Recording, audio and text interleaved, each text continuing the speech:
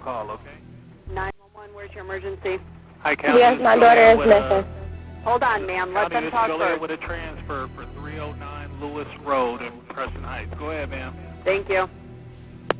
What's going on there? Yes, my daughter is missing. I cannot find her. She was outside playing with the kids, and she's missing. Okay, how old is she? She's 1. All right, stay on the phone with me while we get the police en route. What's her name? Semaj. Spell it for me. Semaj Crosby, S-E-M-A-J.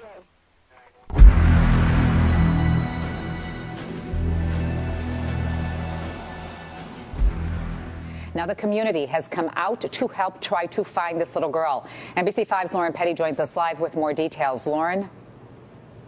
This is just heartbreaking right now. We have the family of this little girl, Semaj Crosby, who is missing right now. This is Semaj's mother, Sherry. Thank you so much for talking to me. Sherry Gordon, your daughter was just playing outside. Can you take us through what happened? Yeah, she was playing outside with her cousins, and we got the around and she was gone. Yeah, pretty much. Yeah. So I understand we talked to the police that you were going to go get ice cream because it was a nice day and your car wouldn't start. Yes. So then take me through what happened. And then from there we just started looking for her because we couldn't. We noticed that she wasn't with us. She wasn't with the rest of the kids, and from there we just started looking for her. You looked at neighbors' houses? We looked. Yeah, we knocked on doors, looked in the neighborhood, asked questions with people in the neighborhood, and everything. Okay, so we're showing the public a picture of little Semaj. She is 16 months old. I understand she just learned to walk. So is the hope that she couldn't get very far? No, she Couldn't get very far. No. Somebody had to take her. Somebody had to pick her up. Yes. How are you feeling right now? Is there any? Very emotional, and I'm just this is so much for me. Just like so much, like it's so much. Like I just want her home. I just want her to be home with me so she could be safe. I just want my baby back home. And that's all that matters. Thank you for answering our questions. I know right now they have a dog out looking again. Sherry, we're going to put her picture out there. They've been out there. She went missing around 4 o'clock yesterday afternoon. Yes. And the police have been out here since about 6:30. Is that right? Okay. Around that time. Okay. And a helicopter, the Cook County helicopter is out as well. Officers are searching on foot. Again, if you see this little girl, be sure to call the Will County Sheriff's Office, and we'll have more updates, of course, throughout the morning. Zoraida will send it to you. Hey, Lauren, do we know what that little girl was wearing? I know it's really hard for the mother right now because she is just devastated, but any more details that she can give us? Yeah. She had white beads in her hair. We know that she was wearing a gray long-sleeve shirt with a cat on it. Is that correct? Yes, with a little cat face on it. Okay, and she had jeans on? Little dark blue jeans pants on. Okay, Yeah. and no shoes, I understand. Yes. Right? She was just playing in the yard. Yes. Okay, so a gray long-sleeve shirt and dark blue jeans on a little girl with little white beaded braids. Okay. Back to you, Zoraida. All right, Lauren. Breaking news, a desperate search in the southwest suburbs for a missing toddler. Police, bloodhounds, and dive teams are scouring a subdivision looking for this girl, 16-month-old Semaj Crosby, who disappeared yesterday afternoon. The FBI is now involved and released this poster within the last hour. Good evening, I'm Rob Johnson. And I'm Erica Sargent. We're now learning the Department of Children and Family Services was at the little girl's home just hours before she vanished. Here's a live picture from Chopper 2 over Joliet Township, where you can see a search team in the water in that pond in the subdivision. CBS 2's Vince Girasoli joins us live from Joliet Township with the breaking details. Vince. Good evening, Erica. Good evening, Rob. There has been some activity here on the scene within the past hour and a half at the family home just behind us. We observed authorities taking 2 large garbage bags into custody. This is the search for little Semaj approaches 24 hours now. We understand from authorities that her family was working on a car in the driveway and that Semaj was playing in the front yard with 6 to 8 other kids when she somehow wandered away. Let us search for you, God. A circle of prayer, hands held tight. We need your help, God. A tearful mother looks on, all in the hope of finding 1-year-old Semaj Crosby, reported missing from her home at 6:30 yesterday evening. We just want a home. want her home safe and alive. Since this morning, we've had numerous, probably well over 100 people out searching as far as sworn personnel looking for Semaj. Search crews worked through the night to find some trace of the girl. By dawn, authorities were going door to door, talking to neighbors and working with dogs for clues. As the hours wore on, dive teams even searched a nearby pond but found no sign of Semaj. Over underneath the power line. Police even coordinated several dozen search volunteers, most who didn't even know the girl but wanted to help. Been out here since 6, probably put 3 or 4 miles in. We've been going door to door. We've been looking in garbage cans, in the woods. But as the search continued, the Illinois Department of Children and Family Services confirmed Semaj's mother, Sherry Gordon, is under investigation for possible neglect. This includes 4 prior unfound investigations and 2 still pending since last month. DCFS officers visited the home at 3:20 yesterday and observed Semaj and her 2 siblings. Barely 3 hours later, the little girl was gone, and her story was touching the hearts of strangers. I have children myself. I actually have an 11-month-old, so I couldn't imagine what the mom is going through. It has been a very emotional scene here in Joliet Township, and we're taking a live look now from Chopper 2 as search efforts with divers continue in a nearby pond. Our sources with authorities tell us that so far they have uncovered no leads in this case, and they intend to continue their search into the night. Authorities also tell us that the family has been fully cooperating with their investigation, and also the FBI is now joining in on the search, and they've set up a special hotline for anyone who has any information that might help their efforts. I'm going to read that number to you right now. You're urged to call 1-800-CALL-FBI. Reporting live from Joliet Township, I'm Vince Girasoli, CBS 2 News. I'm not going to actually put the mom on. I'm walking past the mom. But let's see. Hey, Mom. How you doing? I don't have your face or anything on camera, but I wanted to personally come and give you a hug. I know you're looking for your baby. I don't have anything on. Do you mind if I give you a hug and just tell you I'm praying for you? Bless you. Bless you. You're holding up? Yeah? Okay. Bless you. Okay, and I'm here sincerely. This is my show. I'm the Cats Out show, and we're about kingdom. We're about building each other up. And whatever it is that's going on, this is your baby. Everybody else, they're out here for whatever they're out here for. And I appreciate it. I appreciate it. Is it anything, just in case the person is looking, is it anything you would like to say or that you will say in case they're looking or listening? Just say something because they can hear your voice.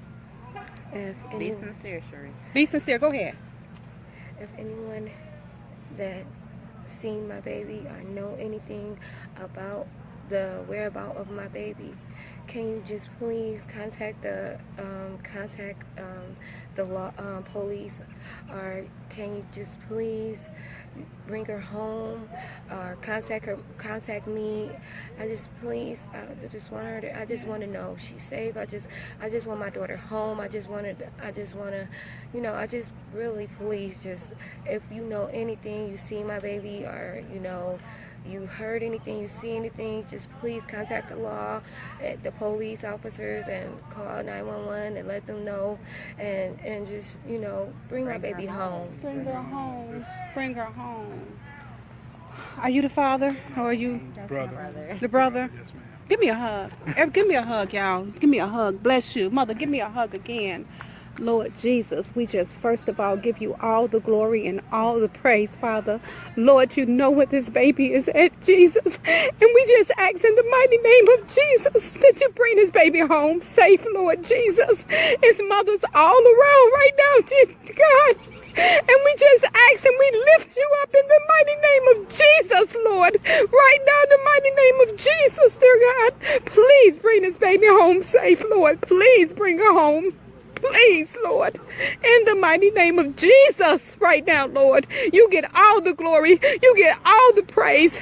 Please, Lord, in Jesus' name we pray. Thank you, Lord. Thank you, Lord. Thank you. Thank you. I am so sorry, but I had to get to you because, I'm a mother of 5, and I cannot imagine what you could be going through right now. Is it anything that you would like to say? Are you the sister or relative or cousin? I want my baby cousin to come home. Somebody has her. Somebody knows something. Like a 1-year-old just does not vanish like that. Like somebody knows something. I just want my baby cousin to come home. I want her to have her daughter back at home. Cherie's a good mother. She loves her daughter very much, and I just want her to be back home with her mom. That's it. That's all. Man, I know you can't possibly sleep, eat, or do anything. Just feel. I can't sleep at all. Okay. I see you got a lot of people. Are these relatives as well, or? Yeah. Okay. So, all right, Mom, I'm gonna do my part. Again, thank you guys for talking to me. I appreciate you. I'm supposed to be here. Now? I'm with the Cats Out show, and you know what? Let me turn the camera around.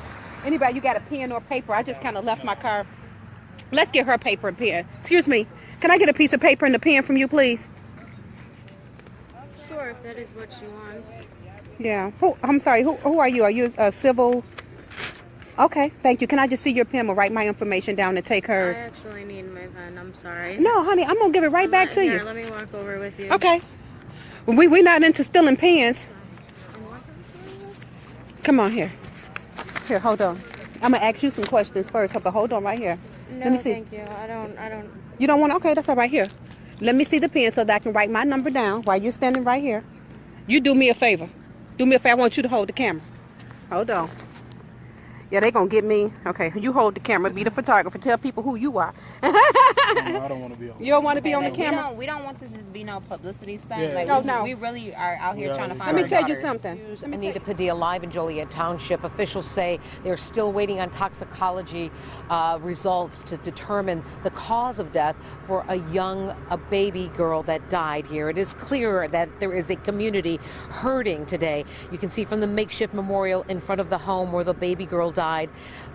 It was all part of a vigil last night. Many people coming out to light candles and remember that child whose life was snuffed out much too early. Most of those here participated in a volunteer search effort on Tuesday and Wednesday, and many of them here at last night's vigil didn't even know Semaj Crosby. But it was early on Thursday morning.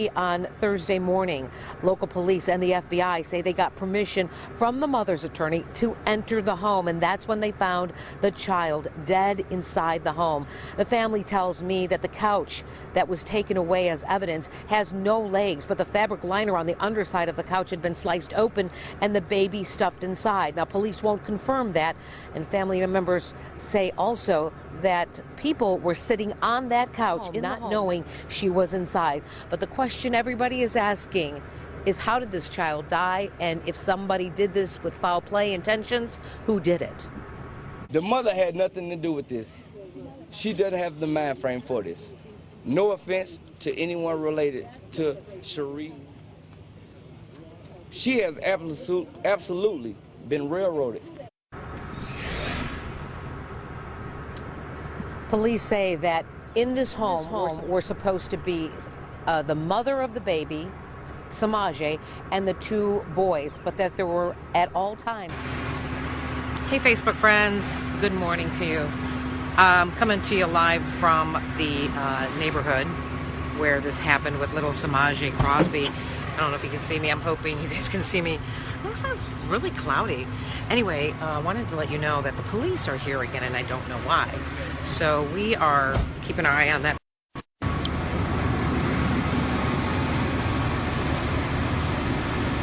don't know why they came here, so we're trying to figure that out. Just started.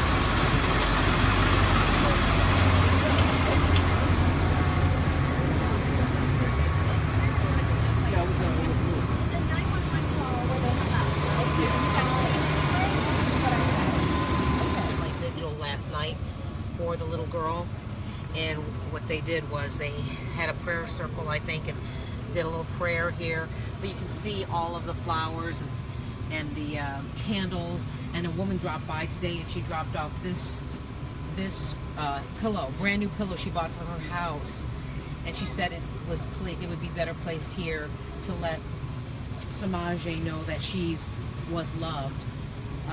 Even though people didn't know her, you can see the little angel here, and the flowers as well this morning. Here are some of the notes today that we see. You are so loved. Not approved for occupancy. So this home here has been deemed unoccupiable, not available for occupation because, according to the police department, the conditions inside this home where the child was found stuffed inside a couch, the condition inside this home were so deplorable that the police department is saying that they had to, like, well, obviously the city comes in, checks out everything, and they couldn't let anybody stay here. It is just, they said, just very disgusting. So I don't know what it looks like inside the house. Yes. You want me to get your little silk step-up thing? No, because for the vertically challenged people like me. Say good morning, dear. Good morning. Are you saying that DCFS might have dropped the ball? I've never heard them doing that before. Yeah. Not protecting every child and stuff. It's disgusting. Yeah. I'm going to jump in here real quick. I'm going to do a little Facebook Live, and then I'll come out and do my look lives, okay? So, for those of you who are just wondering what's going on, first of all, good morning, guys. I just brought up my Facebook because the cops pulled up here. The investigators, who actually was a crime scene guy, was taking pictures. Or I don't know if he was a crime scene guy or if he just worked for the department, but they were taking pictures of the house. Well, I don't know why. So, anyway, let me just bring you up to speed where things are at in this case. At this point, nobody is charged. At this point, do you have any thoughts on this? I'm live on Facebook right now. Nah, just sad. Just very sad. That's all. Did you ever see the kid? Did you know the family? No, I didn't know the family. Like I said, when I drove past here that day around 4:30, 4:35. Oh, you're the gentleman I'm waiting Yeah. on. Okay, well, you didn't tell me. Okay, this is the gentleman I was just talking about him. So, I know, Gary's like, she don't listen to me. It's like I'm her husband. I said, this is the gentleman.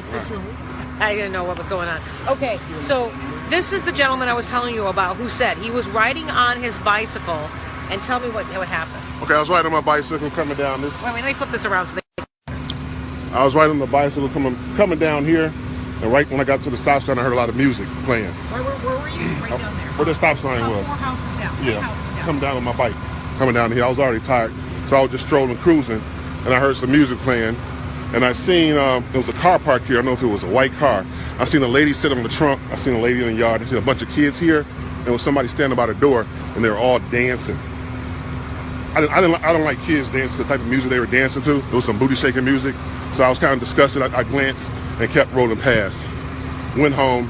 Didn't think nothing of it until a little bit later when I started reading reports of them saying they was trying to fix a car, and the baby may have walked off. And I was saying, well, if that baby would have walked off in the area they said, I would have seen that baby, because that's the route I take, was through Sugar Creek, where everybody was searching at.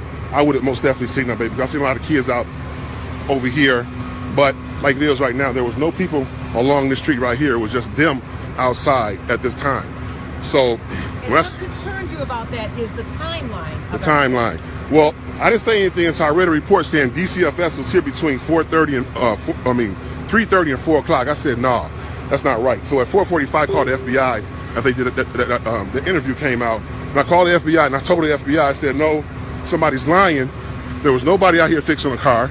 There was a woman sitting on that trunk, and they was cheering them kids on outside when I was dancing. There was 3 adults out here, and I know I heard one lady screaming and cheering the kids on, get it girl, get it girl, get it girl. And they was twerking, and I was disgusted by it. So I called the FBI and I told them all of that. I said, someone is lying.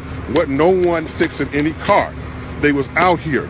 And I was saying to myself, what's the difference of saying you were fixing a car and you're dancing? Well, the issue is, if the kids out here dancing, there's an adult playing music for them and someone supervising them, that means they would have seen that child walk off.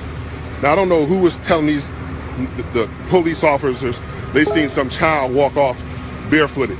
In this community, you lose your dog, somebody gonna sit there and say, hey, there's a dog out here. So there's no way people in this community gonna see a child walk either way and not say anything. So that, to me, that was kind of suspicious of saying that. But I know what I've seen 1,000%, that these kids are out here dancing. Okay, so my question is, did you see Cherie out here, the mother of the baby, and did you see Semaj, the little baby? Do you remember seeing the little baby at 4:30-ish? I don't remember seeing the baby around that time. or the adults. I took what you call a quick glance because I observe when I'm driving. I'm just observing. I took a quick glance because I was basically, I say, disgusted by seeing them kids dancing like that. And I took a quick glance, but I do know there was a woman on the trunk of that car screaming and yelling about cheering the kids on. So I didn't see that. But I will tell you, when I left, I got back home, I was going to my son's track meet. And we got back probably around about 7:30. And I sent my son to go get some mail across the street because his mom was gone out of town. And a neighbor here called me and said, hey, Jermaine, there's a lady, I got a house for sale over here. And they said, there's a lady over here looking through your house over here, listening to the windows and stuff. She had a pink shirt on. And the cops was helping her. You know, cops was, I guess, looking in there too. And I said, well, if they want to, the house is for sale, maybe they want to see the house. I don't know. So later on, my son came back in the house. He said, oh, yeah. And we live a block over. She said some lady came over to ask me, have you seen the child? And I was, you know, I thought about it for a while. I said, man, that's kind of strange. So I called the lady back and I said, hey, like that. So I got on Facebook and I put it out there. I said, hey, if anyone's seen a 1-year-old child missing, you know, say something. And then later on, I think me and my kids, we got about 9 o'clock and started searching the area and everywhere. And we didn't see it. But then I woke up the next morning and it just dawned on me when I started reading all these reports about them fixing a car. I said, no, that's a lie.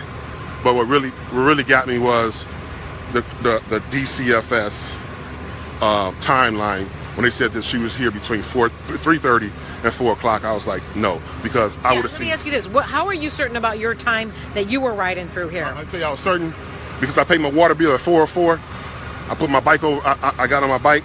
I walked to my house about 4:15, and I got on my bike. It takes me to run around here. It takes me a good 20 minutes to get around here.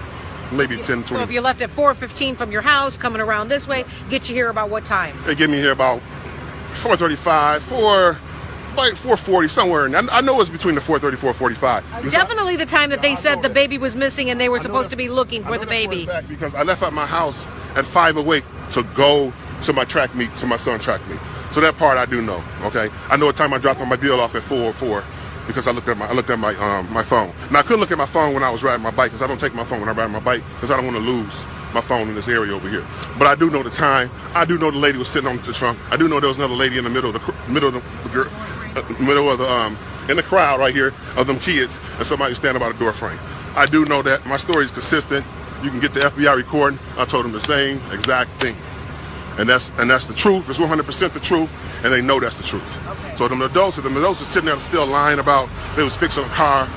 That's a lie. Ask them kids, were they not dancing in that front yard? And I'm sure one of them kids will tell you, yes, we were dancing to some music. News tonight in the death of 16-month-old Semaj Crosby. Will County authorities just released photos of the home where the girl was found, a home described as deplorable. CBS 2's Lauren Victory is in the control room with more. Lauren.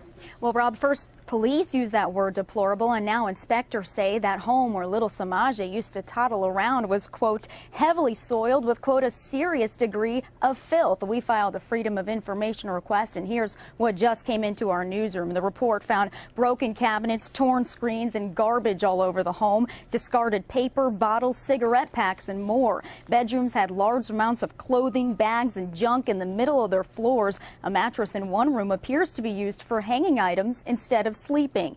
Dirty carpets are also noted, covered in crumbs with electrical cords in plain view. The inspector recorded another room so full of items that the door didn't open properly. That pile, including a stroller, blocked an electrical panel. A water-damaged ceiling, non-working stove, and large hole in one of the walls are also among the property's violations. The inspector deemed the home unfit for human occupancy yesterday. That's also when police shared another disturbing detail about Semaj's residence when asked how many people live there.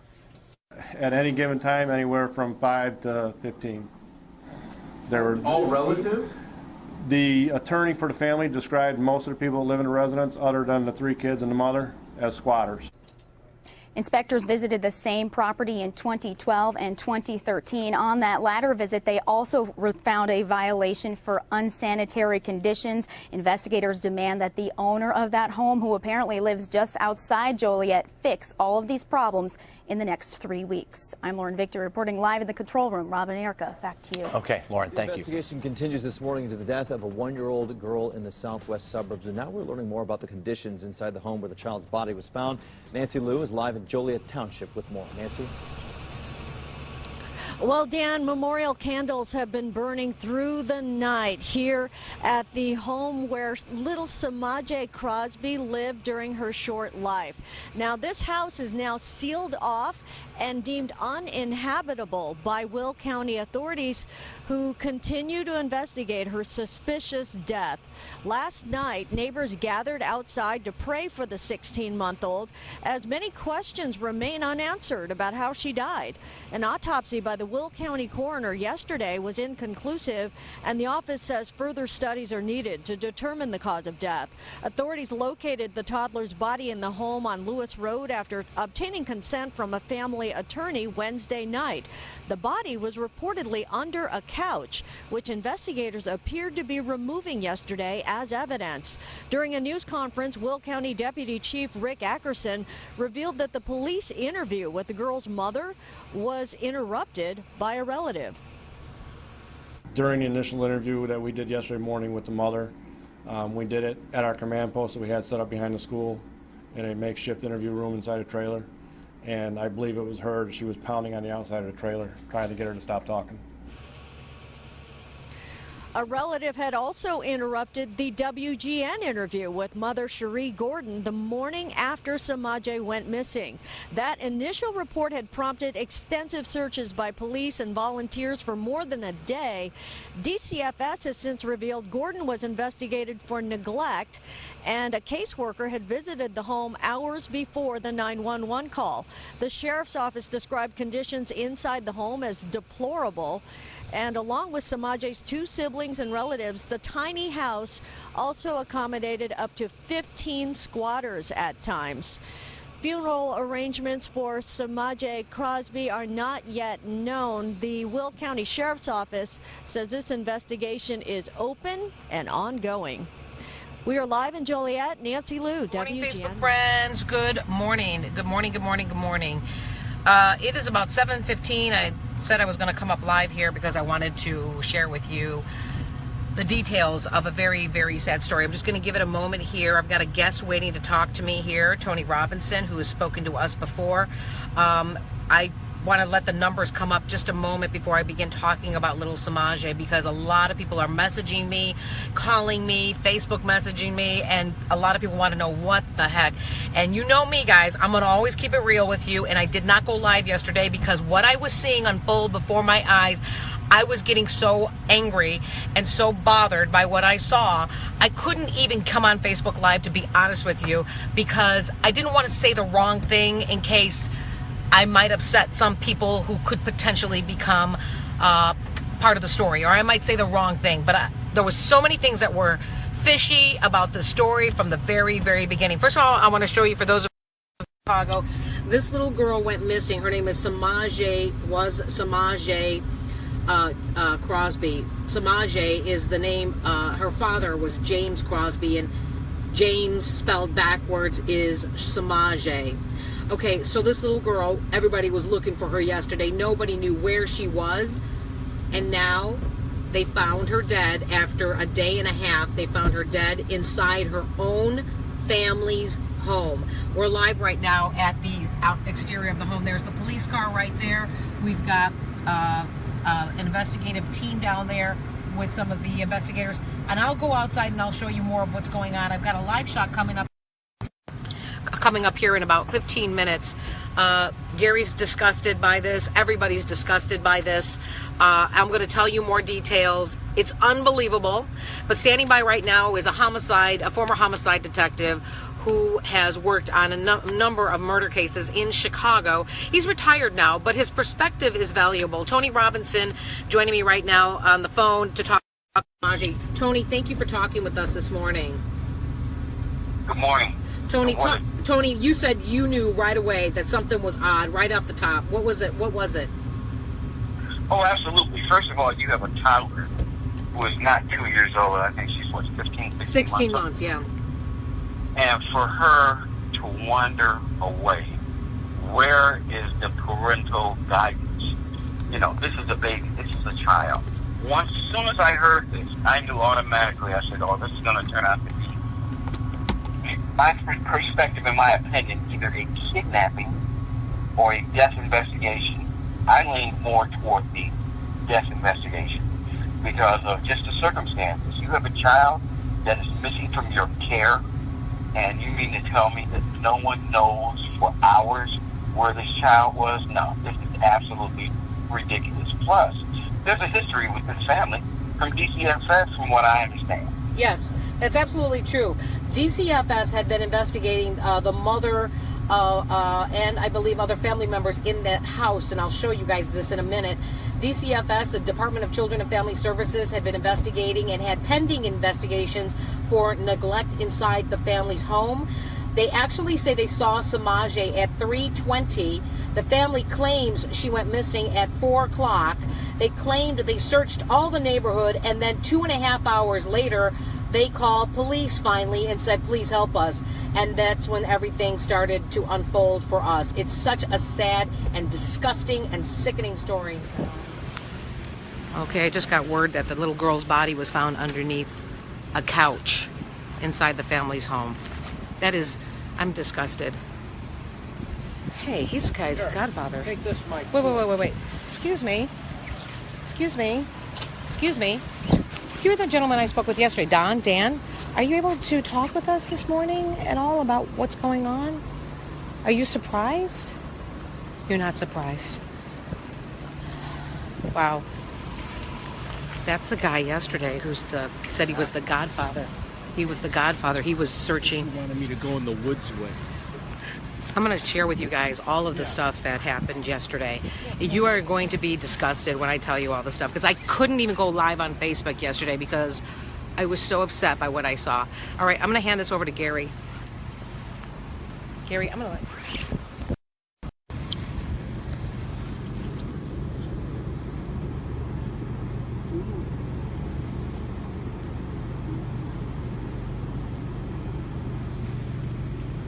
Well, we don't know where the mother is right now. Police have not said to us where the mother is right now. But what I can tell you is that the mother was speaking to police yesterday.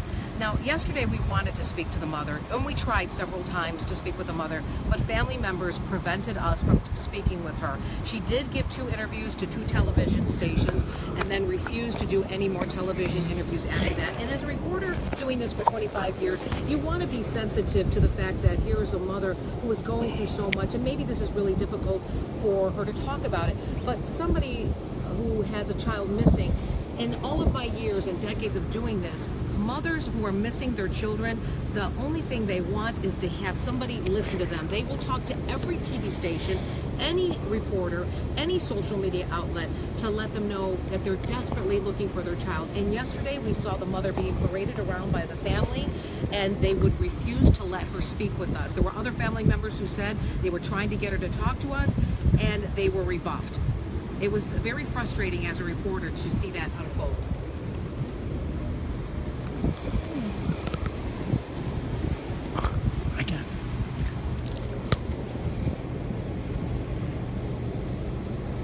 Well, there were some neighbors. There was a neighbor who said that the little girl came with some other relatives up to his vehicle, and he said she could barely walk.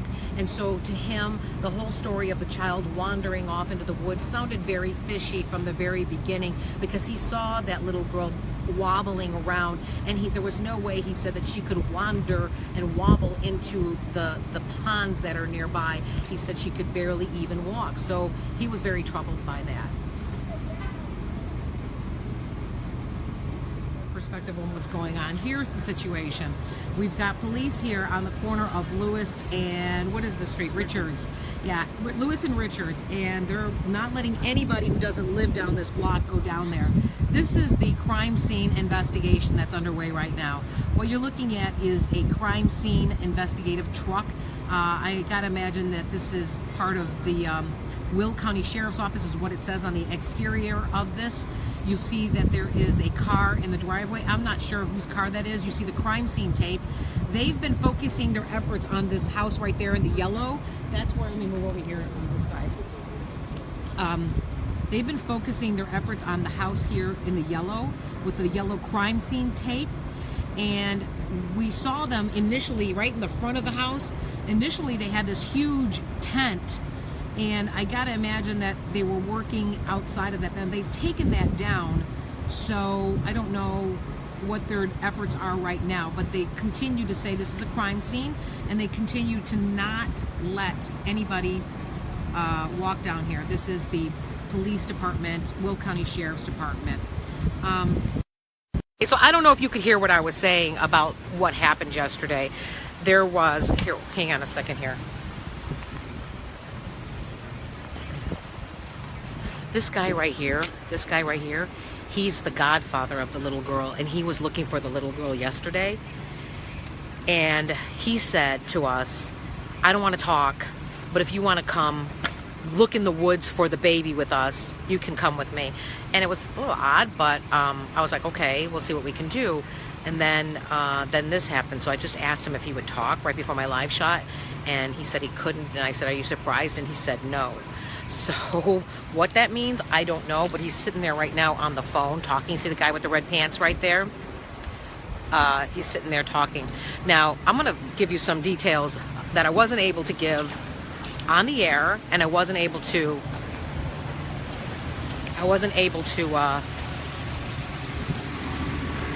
hang on a minute. Let me get this.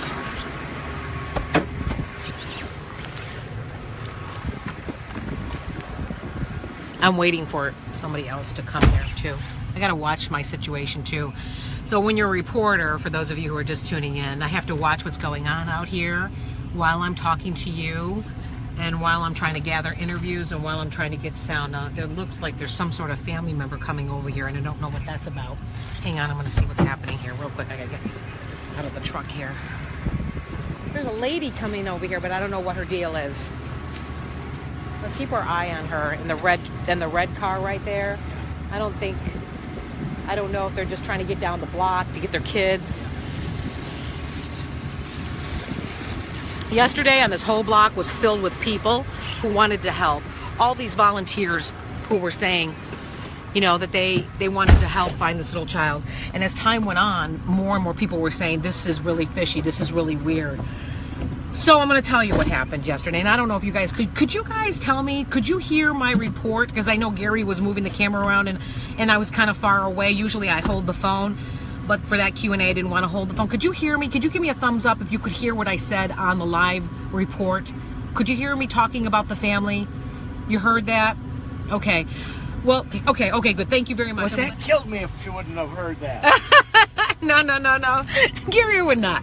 But here's the thing. Oh, no, I was just being funny. You know, yesterday when we got here, let me turn this phone. Here's your phone, Gary.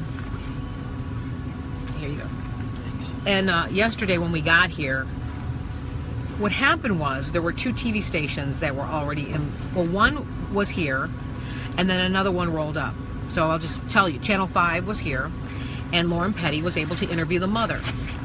And how that unfolded, according to her, was that she saw the aunt, Lucretia Crosby, walking down the street with this guy in the red pants that I just showed you.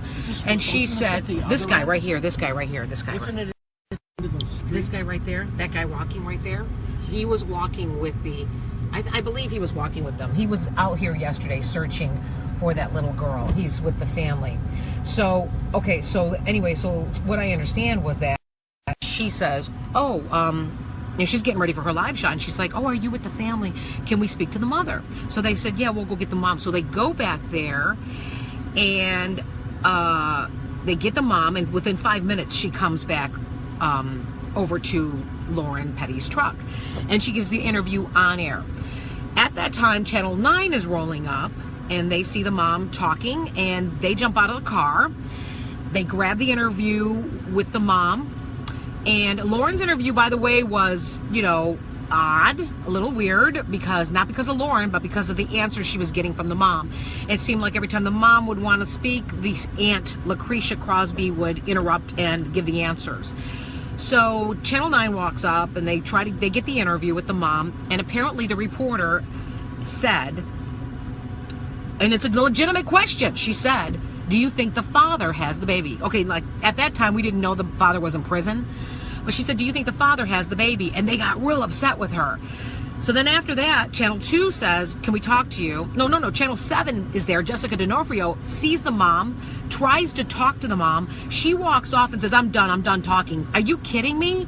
Your child is missing? You're done talking? No, your child's missing. You do anything right there. Kimberly Dostal saying that was a red flag right there. Red flag for me as well.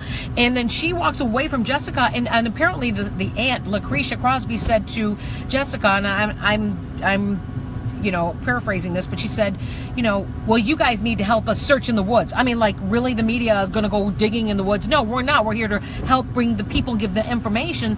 And that's what Jessica said. Well, that's what we're trying to do. We're trying to help you get the volunteers. Let us do the story. And they're the #1 station in town. And let us do the story, and then the volunteers will come. Oh, no. They don't want anything to do with that. No. Then Channel 2 talks to her, and the reporter from Channel 2 says that they complained to her, oh, we're not doing any more interviews because the first reporter was too aggressive. Too aggressive? Lauren Petty's interview was normal. Okay, that was weird. And then I talked to them. And then I said, can I ask why she won't speak? And they said, because she's tired and she's been up and she's going to speak a little later maybe. I said, later when? I mean, because we're alive now, and do you understand how important it is to get the word out about? We understand. We already heard that from them. She points to Channel 7. And them, Channel 2. And then she goes, and from you. And I said, okay, don't be offended, but I don't understand why she won't come out here and talk right now. I mean, I'm trying to get her to talk, And she's like, look, we're not talking. And I said, okay, and please don't be offended when I ask you this question, but what mother whose child is missing doesn't want to speak to any TV station that is listening, that wants to hear the information? And she says, what are you trying to say? She got really upset with me. She goes, what are you trying to say? I said, listen, I'm not trying to insult you. You just insulted me. I said, I'm not insulting you. I am trying to find out why she won't talk to the media. And it was just really, really frustrating for me. So I said, okay, she got mad, and she says, well, maybe later. And if you want to help, what you need to do is get in the woods and help us. I'm like, what? Okay, whatever. So I was just like, I couldn't even like, it's hard for me to tell you the story because it makes me upset. And I just wanted to just like pull my hair out. So the morning goes on, and Sean says, what's sickening is she kept going back in the house knowing that child's in the... Exactly! That's the other part of it. So anyway, so we're over here, we're on the other side of this block. I'm going to flip this camera around here so you can see. We're, initially, this street here, we were on the other side of everything. So we could barely make out this scene here in front of the house. But then we came back around here later on when we heard that they were bringing in the dive team. So we came down this street, which is Richards and Luana down there, and we came around this way. And this is where everybody was gathering here. All of them wanted to help out. They were all over here. They wanted to help. And then I see this prayer circle going on. And I wasn't there for the prayer circle, but I saw them. I mean, I was in my car. We were parking our vehicle, and we saw them doing this prayer circle. I'm like, what's going on? These volunteers are doing this prayer circle. So I get out of the car, and the prayer circle is over. And then I said, what was going on? And someone said, oh, we did a prayer circle. But you know what's weird? And they were like kind of whispering. So they're like, the mom came out here. The mom came out here, and they wanted to put her in the middle of the prayer circle, and the family said, what are you doing? Don't make her do anything she doesn't want to do. Why are you making her do things she doesn't want to do? So in the end, the mother joined the prayer circle and then was on the exterior of the prayer circle with everybody else who was praying for the baby. I walk up and when it's all broken up, like I just told you, so I get that information and I see the mom. She's right in front of me. And let me bring up her photograph here so you can see who the mother is here. Let me ask these people if they knew this one. Excuse me, do you all live on the block here? Do you all live on the block here? Oh my, oh, are you the one with the young man that was talking to us? No, David? Scott? Yeah. That's my little brother. Oh, that's your little brother. You're like, my little brother was on TV? Anita Padilla from the Fox station. Hi. I'm live right now on Facebook, guys. How you doing? Hi. Can we talk to you guys about? Yeah, you can talk. Yeah. First of all, like on Facebook, just tell I'm going to flip this around here. Talk to to us about yesterday and your... Hey, Gary, can you grab your camera? Gary? Let's grab the camera. I got to get this interview real quick. All right. Can we go down here? Okay. I got another interview out here, guys. This is so crazy. I'm disgusted. Everybody's disgusted. I've been knowing her I've been up here for about a year, and I've been knowing her ever since I moved up here next door to her. And like, she was like the sweetest, most innocent little girl ever, and I'm just not understanding why anybody would want to do anything to her. Like, out of all the kids in the neighborhood, there was the baby. She had just started learning how to walk. Like walking, like wobbly walking. Like, she been knowing me for over a year, and when I be like, come here, my J, she would turn around and go to her mom, you know, but I know she know me, so I'm not understanding, like, how could this even happen to my baby? When I get attached to somebody, they becomes my baby. That was like my little niece, and it's like done broke my heart. Let's go over here. We're gonna go over here by the camera. Did that break the pussy?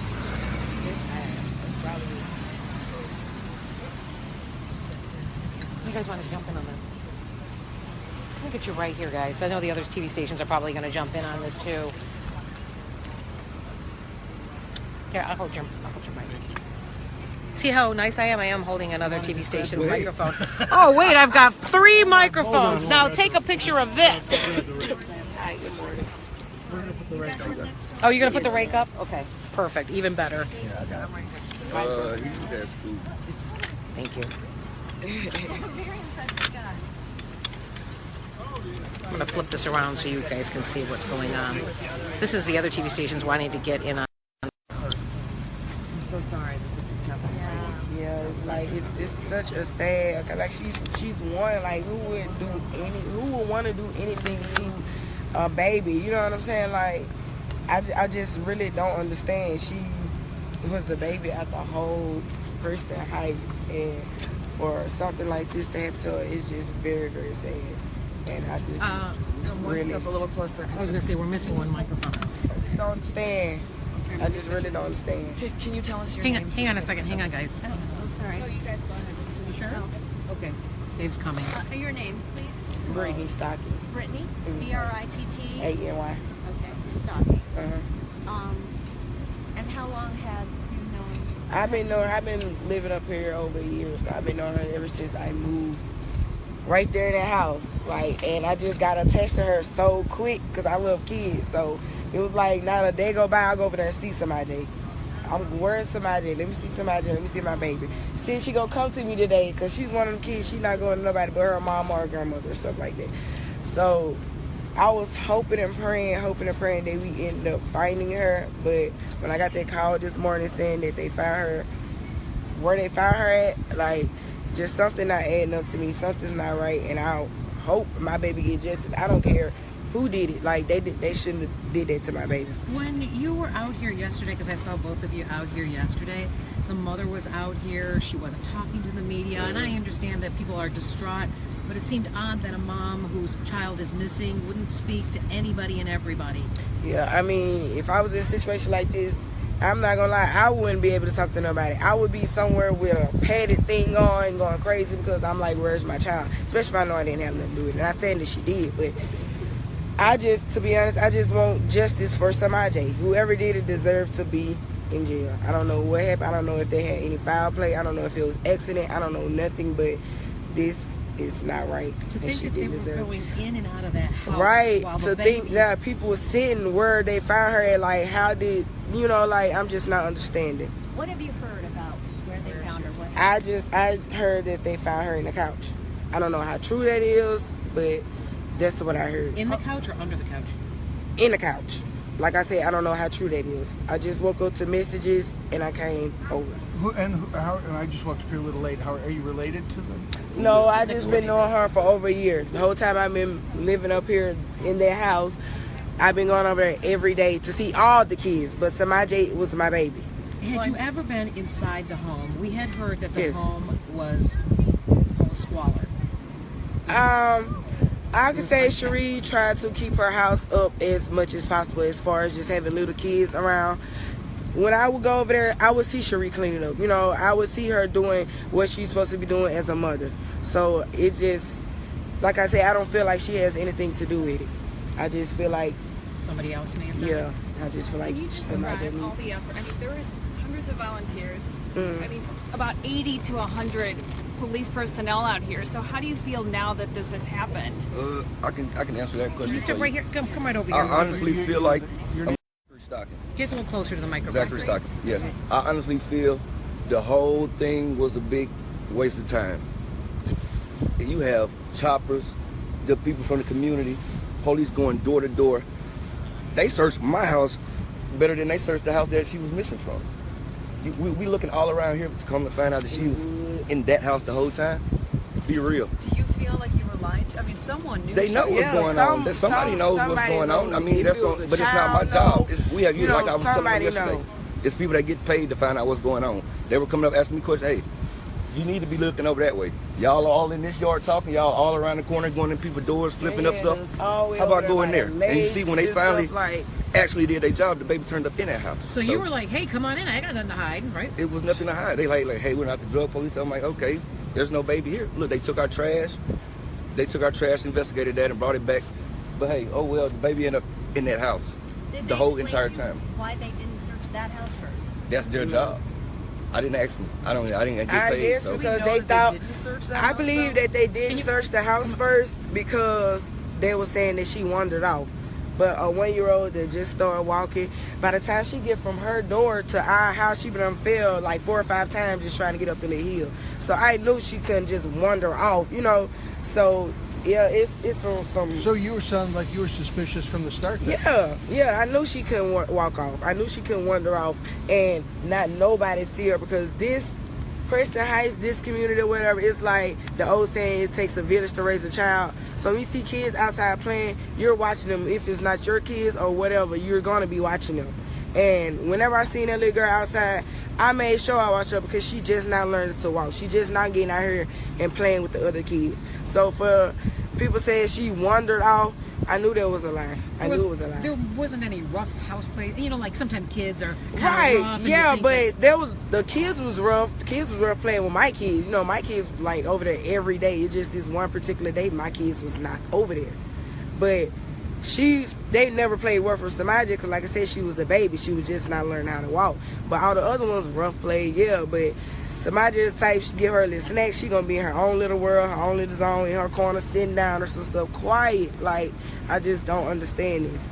And ma'am, I walked up again late. So what was your initial reaction when you did find out that Semaj was dead? I just broke down, started crying because I knew in my heart that she was probably deceased already, but I just never thought that she would be in the one house that we really thought she wasn't in. Like, I thought somebody just came by and picked her up. I knew she didn't walk out, but I just thought somebody just kidnapped her.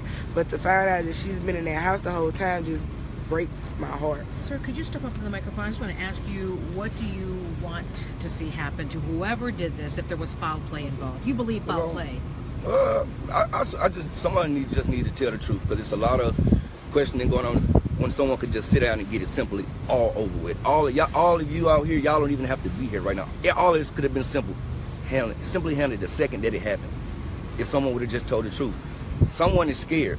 It may have possibly been an accident. We all watch shows, TV all day. Mondays accidentally something happened and they go try to bury the child because they didn't want to go to jail. They didn't have a witness to say that they didn't kill their own child. No one was there to say anything, so they try to cover it up, which actually makes it worse. You know what I'm saying? The fact that we had all of this going on. Like I just said again, helicopters and everything, but she's sitting right there on the very couch that they are in there sitting on, talking to officers. I don't even want to talk about it no more. It's sad. It's sad. What is your name? Zachary Stocking. Stocking? Stocking. Like the one she wears, Stocking. Yeah, that's his brother, my brother-in-law, real man. Sad. And your first name is? Brittany. Stocking. Brittany. Okay, so we had some very emotional, thank you very much for talking, guys. I'm going to call my editor and let them know. Hey, Gary, can you get a shot of them walking? If Bernie get out of the shot. Bernie, you said it's you. No, seriously, I don't do that. Facebook. Oh, clueless. Let me know if I ever do that. Tell me, Anita, get the hell out of the shot, okay? Well, that's crazy. See, there you go. Well, Alexander says, the first interview I seen with the mom, she was all fake with tears, and her sense of concern wasn't like a mother who had lost a child. And that's exactly what some others say. Hey, thank you very much for talking to us. You keep it real. I like that. All right, I'm going to call our newsroom right now because he was awesome. I'm going to call them and let them know. Where the heck is my phone? All right, my phone is in my pocket. Right here for the next live shot, guys. Hang on a second. Oh, I just got a message. Hang on a minute here. Hello? Hello? Hi, who's this?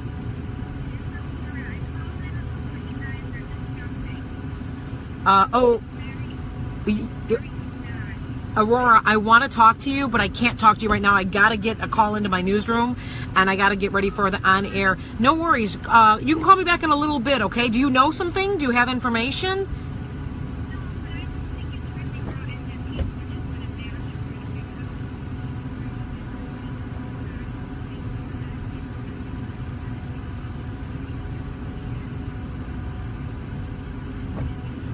Okay, you know what? Hold your thought. Hold your thought. I'm going to call you back after my 8 o'clock live shot, okay? Thanks, Aurora. Bye-bye. All right, so I just got a call from one of my Facebook friends. How did she get my number? Anyway, so she said that we shouldn't all be rushing to judgment. But I just got another message here who says, wait a minute here, Anita, the mother is in police custody and her lawyer is telling her to remain silent. Where did you hear this information? Question mark.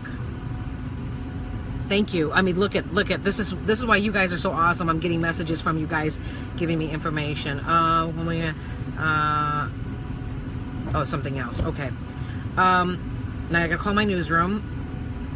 Contacts. Brian. Where's Brian's phone number on here? So if you're gonna use the woman and then the guy. If you use the guy, use the second time he comes up. Like go to the end. It's like the end of the interview, and he goes, and to think that they were just sitting on that couch where the baby was found, because they said the baby was found in the couch. That's what they heard, the baby. So I don't know if it's suffocated, somebody stuffed it in there.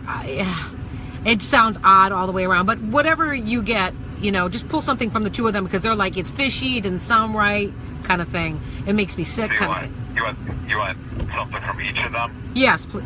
Well, let's see, we got 8 o'clock. Why don't we use the guy, and then I'll save the woman for noon. Okay. Okay? Thank you. You got it. Bye-bye. All right. Bye. Okay, now I got a call. I'm see if I get my message back here.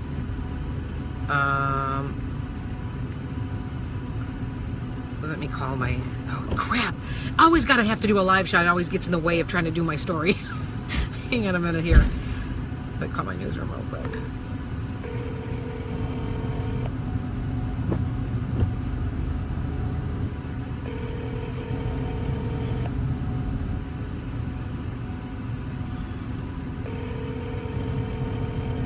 Come on, guys. Come on. We're coming up here. Fox 32. Hey. I heard it. Oh, my God. Unreal. Yeah. Okay, so you're watching on Facebook?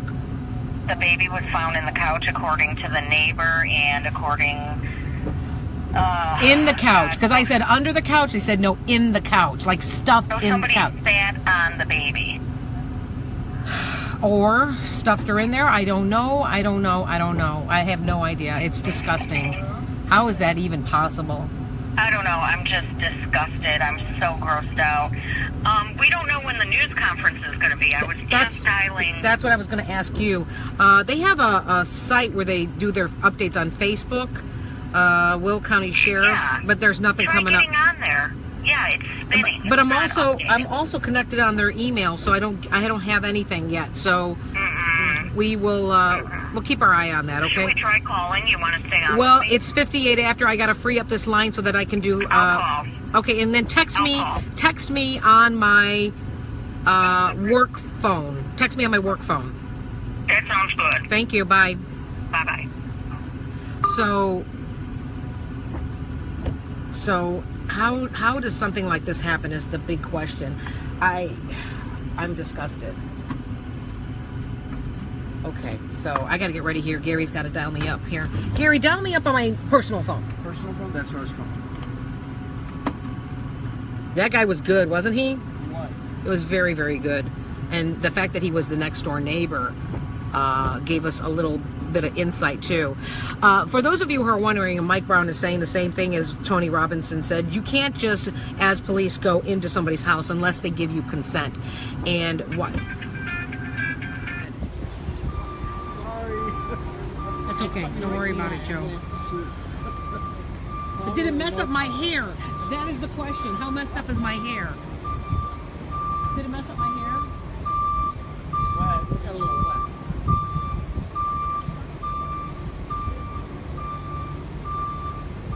So they're bringing in another car, another vehicle, but I don't know what that vehicle is for. He's got on gloves on his hands, so my guess is... Thank you, Sarah. Thank you, Sarah.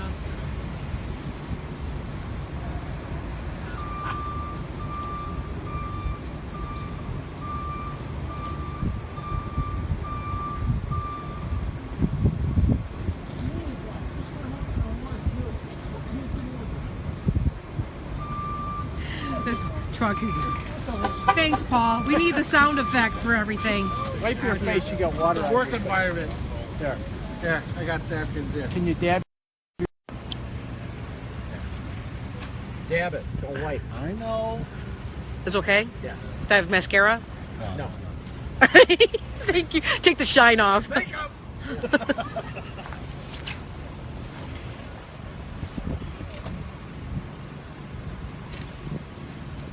I'm Fox 32's Anita Padilla. New details coming in this morning in relation to the search and tragic ending to the life of a beautiful baby girl named Semaj Crosby.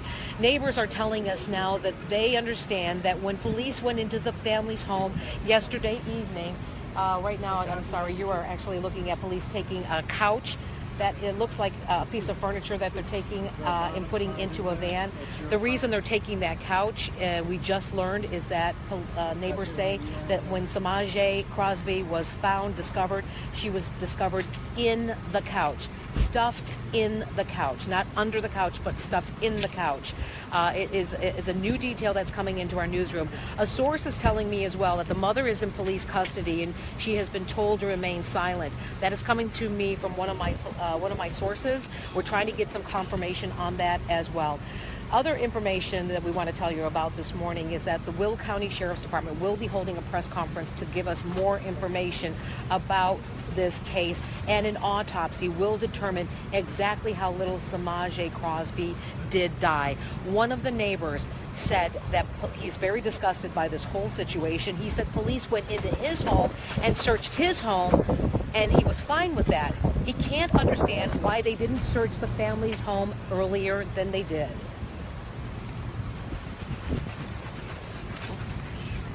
Thank you, Gary. Nice job.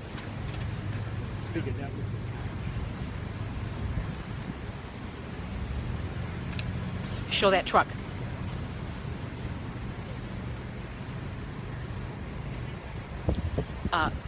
Elizabeth, you're wrong.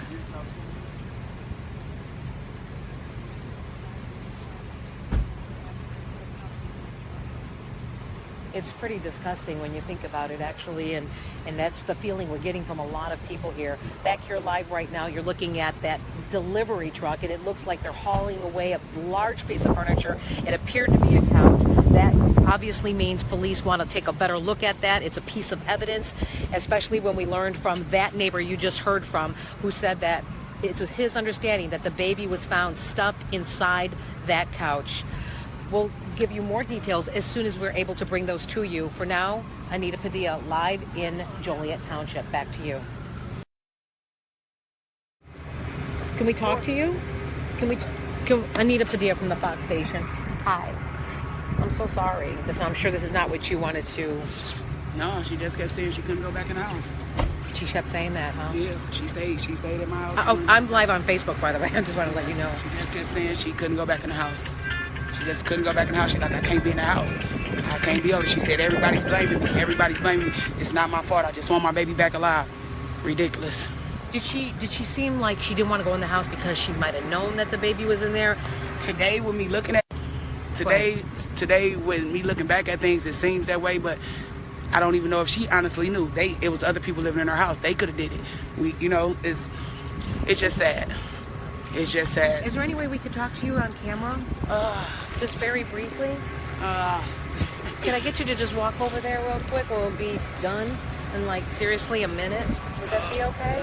You got me on live. Well, can I get my cameraman to come over here to talk to you with me alone?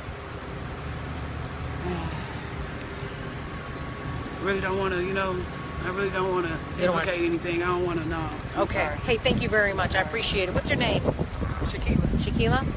Okay, she didn't want to go on camera. Did you see that? She said the mother, I don't know if you guys were listening, she said the mother was at her house all day long, and she kept saying, I don't want to go back into that house. I don't want to go back into that house. And I said, do you think that she knew? And she said, now that I'm thinking about it, then I didn't, but now that I'm thinking about it, wow.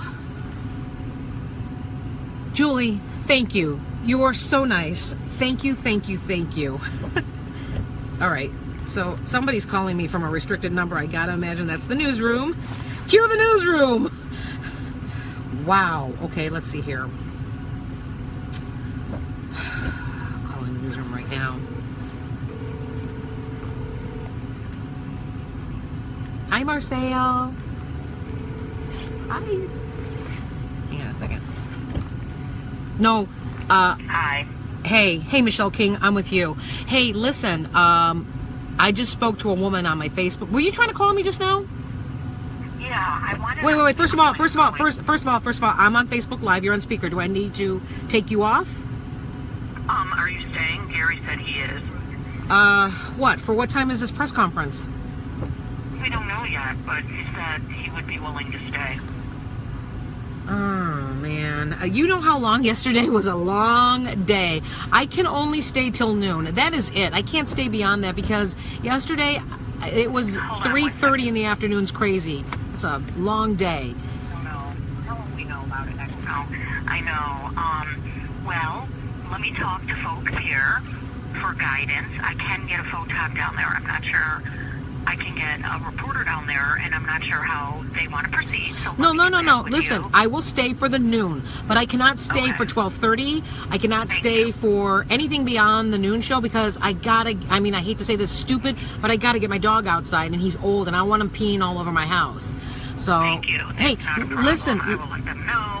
Lisa, an attorney friend of mine told me the mother is in police custody. And I said, where did you hear that? He said, my friend who is another attorney, she's being advised to shut up. Of course. And I just spoke to another woman as she was getting out of her house. And I said, can you believe this? And she wouldn't go in front of the cameras, but she said it on my Facebook page. She said, the mother was at her house. She kept saying, I don't want to go back in that home. I don't want to go back in that home. And I said, do you think she knew the baby was dead? And she said, I didn't then, but looking at things now, maybe she did. But there were a lot of people who lived in that house, not just her. The police had rushed him so he couldn't go in there. So when they opened the door, all the people were sitting on the couch. Why was they sitting down? They should have been out looking for the baby with us. I don't know. It was a man when you first come in the door, and then all the other ones. Like the mom there? No, the mom wasn't there because they had her for questioning. But all the rest of them was sitting there. So you're saying the family was sitting on the couch? Yes, the family was. What is your reaction now hearing that she may have been in that couch while... Well, 2 months ago, my nephew got brutally beaten by the same house. He's one. He just started walking. He didn't deserve that. They should have took them kids out then. That baby, they should have knew that when the doctor said my nephew got beat with something. He didn't know how to talk. He was a crybaby, yes, but that's all babies. So you're saying DCFS should have... How many children were they in? They had at least 5 or 6 kids, maybe even 7. They had so many kids out there. Never watched them, never do nothing. My nephew went to that house, and he came back with bruises almost up to his chest. He didn't deserve that. And they should have took that baby out and them kids out before this happened, because that was the first step saying that could have happened to any one of them kids, and maybe it could have been dead. And look what happened. You need to forgive me for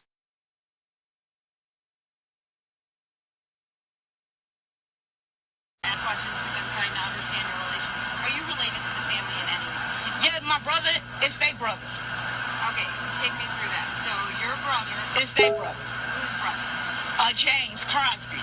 That's the one in prison. Yes. Okay. He came out here, my brother came out here to support his niece. Looking for his niece. Semaj is your brother's niece. Yes. So she's your niece? Yes. Okay, got it. We all, that's our niece. You are related to them? Yes. Got it. And they shouldn't have ever happened to that baby. So your child, your 1-year-old, your nephew? Yes. Your nephew? Yes. Was beaten? The same house, ma'am. What's your nephew's name? His name is Jordan. Jordan. Yes. And how old is he right now?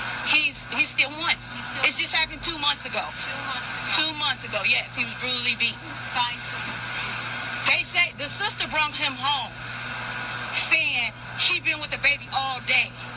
If you've been with this baby all day, how he got these bruises? She couldn't tell us how he got them, but she can tell us she been with this baby all day. So what did you do when you found that he had... My sister instantly took him to the hospital, and that's when she found out that this baby was brutally beaten. And then what happened? She called the police, or the hospital went over there. So this is one of the instances where DCFS responded? Exactly. But they should have really responded, because my nephew wasn't beat, just hit. You know what I'm saying? He was really beaten. Like you could really see. He was high yellow. You could really see the beatings. And so your nephew is Semaj's? Yes, cousin. Yes.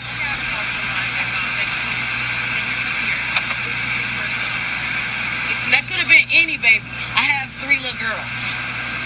They're 3 twins. And 1 5. That could have been my baby. That could have been my niece's. That could have been anyone's baby. But you didn't think anything bad of it when you first heard it? I got it when I first heard it. I got out here. I've been helping them search for the baby since day 1. And now that you know she was found dead, I'm not happy that she found dead. I'm just happy that she in peace, and that they found them people, and they found her. She didn't, you know what I'm saying? If they didn't want this baby, they should have just gave this baby up. She didn't deserve none of this. None of this that they gave her. His niece. Looking for his niece. Semaj is your brother's niece? Yes. So she's your niece? Yes. Okay, got it. We all, that's our niece. You are related to them? Yes. Got it. And they shouldn't have ever happened to that baby. So your child, your 1-year-old, your nephew? Yes. Your nephew? Yes. Was beaten? The same house, ma'am. What's your nephew's name? His name is Jordan. Jordan. Yes. And how old is he right now? He's still 1. It's just happened 2 months ago. 2 months ago? 2 months ago, yes. He was brutally beaten. Fine. They say the sister brought him home saying she been with the baby all day. If you've been with this baby all day, how he got these bruises? She couldn't tell us how he got them, but she can tell us she been with this baby all day. So what did you do when you found that he had... My sister instantly took him to the hospital, and that's when she found out that this baby was brutally beaten. And then what happened? She called the police, or the hospital called the police, and DCFS went over there. So this is one of the instances where DCFS responded? Exactly.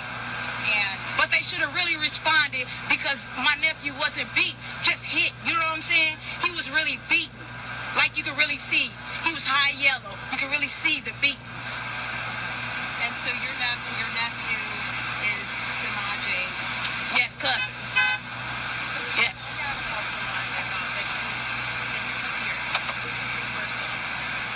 That could have been any baby. I have 3 little girls. They're 3 twins. And 1 5. That could have been my baby. That could have been my niece's. That could have been anyone's baby. But you didn't think anything bad of it when you first heard it? I got it when I first heard it. I got out here. I've been helping them search for the baby since day 1. And now that you know she was found dead, I'm not happy that she found dead. I'm just happy that she in peace, and that they found them people, and they found her.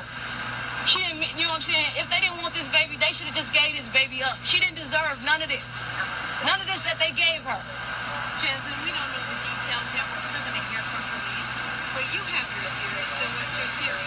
My theory is they need to lock all them bitches up. To get her, find her, and lock her dumb ass up. And then they need to lock the mama up because I think all of them is covering up for the sister, really. But they, because the mama, why the mama still over there? Tell us about the sister and what her name is and how old. The sister, Prisha, you know what I'm saying? She came to me yesterday and says, "Oh, Jasmine, this man beats my daughter." But she said she wasn't there either. She said she wasn't there either. So if this man saying he wasn't there, so who was there then? Yes. Did you ever You had an incident, another incident with a baby getting beat. Did you ever buy the story that she wandered off? Hell no, I'm telling you the truth. I didn't buy it. Tell us why. Tell us what didn't add up. Because it didn't add up. She said, you know what I'm saying, she found out that the baby was dead. Where was you at? Why y'all only finding the mama and the grandma? Where was you at?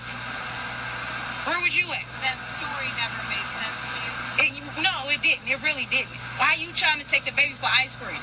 Come on now. You mean to tell me you don't know where your 1-year-old, but you know where all the rest of your kids at? Are you serious? The mama don't know? You don't know? Don't nobody in that house know where this baby at? Are you serious? So you're furious? Yes. You gotta be a sick ass motherfucker to won't even acknowledge that baby. That's your baby that came out of your womb. If your people did it, if the baby daddy people did it, I'm gonna tell on them because you know why? That's my baby that came out of me. That's a blessing. Thank you. South suburban community comes together to remember an innocent life lost. Semaj Crosby's death was ruled suspicious, and at this time, there is no one in custody for her death. Semaj Crosby was found dead in her Joliet home last week after an intense search. NBC5's Emily Flores is in Joliet, where services were held today. A highly emotional day today in Joliet. The parking lot full for funeral services for 1-year-old Semaj Crosby. It's very hard. With a tiny casket fit for only a small child, the body of 1-year-old Semaj Crosby carried into Prayer Tower Ministries this morning, hundreds lining up to pay respect to the short life lived. She a precious baby. She didn't have to go like that. She didn't have to go. She didn't get a chance to live, you know, and I'm sorry, you know, that happened to her. Many in attendance didn't even know Semaj. When it happened, it kind of affected everyone. Show love for a child that obviously didn't get enough. Didn't have a chance. Pastor Warren Doris at Prayer Tower Ministries saying everything was donated today. The services, food and flowers, the community wanting to help the innocent child lost. You know, she's gone to a place where there's no more pain, no more disappointments, and God himself shall wipe all her tears away. Semaj's mother and father stood still, side by side over her casket this morning. At this point, there are still many questions surrounding the little girl's death. Semaj's body was found lifeless under the couch inside her Joliet home, a home officials describe was in deplorable condition. Her autopsy results still pending further studies. Her case starting as a missing person, but is now considered a criminal investigation. We're trying to put everything aside today to celebrate her life. Pastor Doris preaching that Semaj's life and death should inspire change. This event has really challenged all of us to look within ourselves and to look within our community to see what else we can do. There are other children out there like this young child that needs help. There's children who may not be being serviced by DCFS. Semaj's brothers have been put in the foster care system. As for Semaj, she will be laid to rest at Elmhurst Cemetery. From Joliet, I'm Emily Flores, NBC 5 News.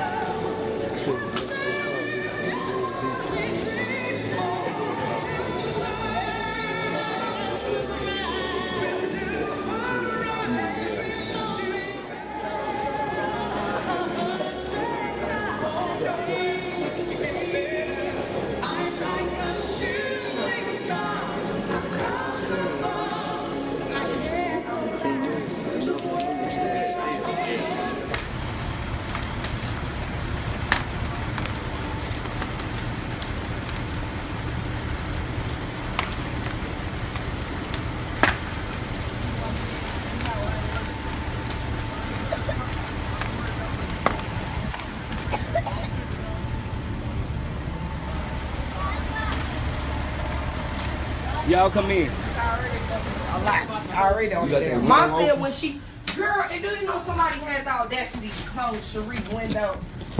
Knowing it was open the whole time. Just a little bit. Yeah, it was crack. Yeah, please don't come to the Heights. Please don't. As I felt as the whole situation, if you didn't live in the Heights or knew Semaj personally, you shouldn't have been there. But I just appreciate, we good. appreciate That's the next door. These folks condolences. sick. It's just crazy. It really is crazy. Do him like that again. It don't matter who did it. They just sick as fuck. Period. It don't matter. Period. That's irrelevant. Period.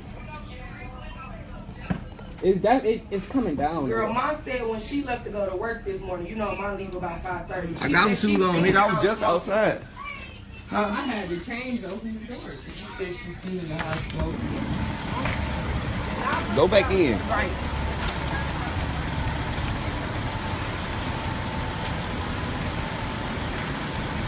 Gotta keep the side of my crib, mama crib wet so ours don't catch on fire. He's spraying our crib so it don't catch on fire.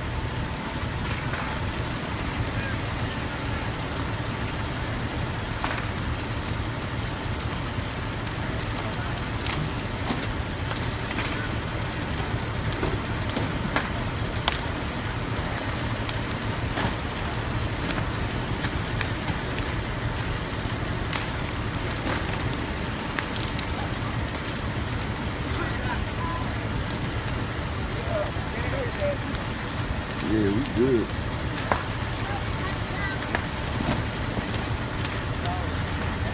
You can see the outside through there, boy. It's finna go down. They're finna push it down here in a minute. The house does not have a roof no more. As y'all see, the house does not have a roof no more. It's just 4 walls. And then the structure is burning on the inside and they just letting it go down. The whole wall about to go.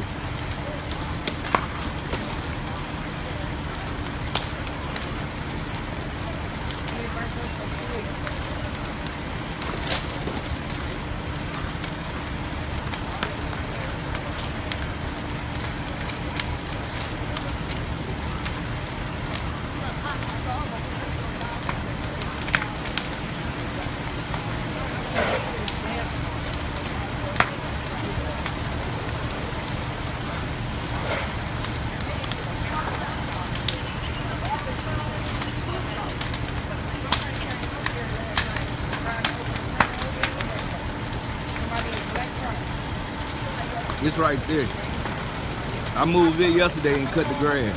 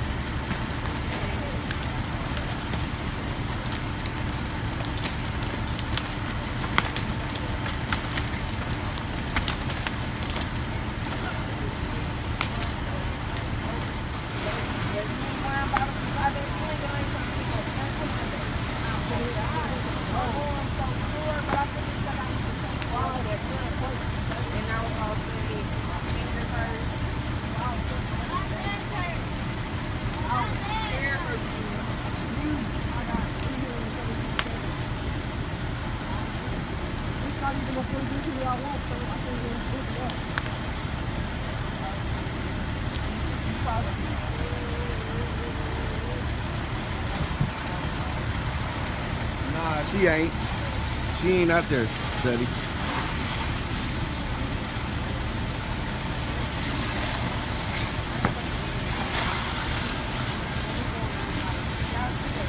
Her van over there, though.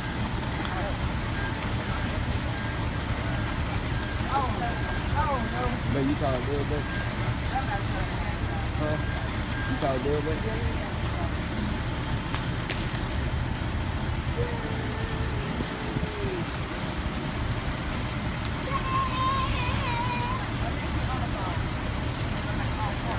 Oh yeah, your van. My fault.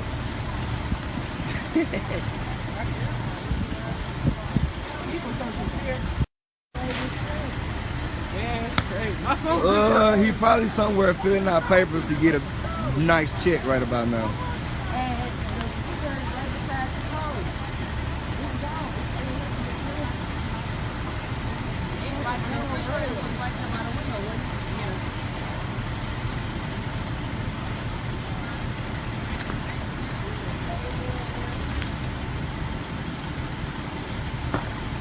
Anybody that was watching my live, I'm sorry, my phone died.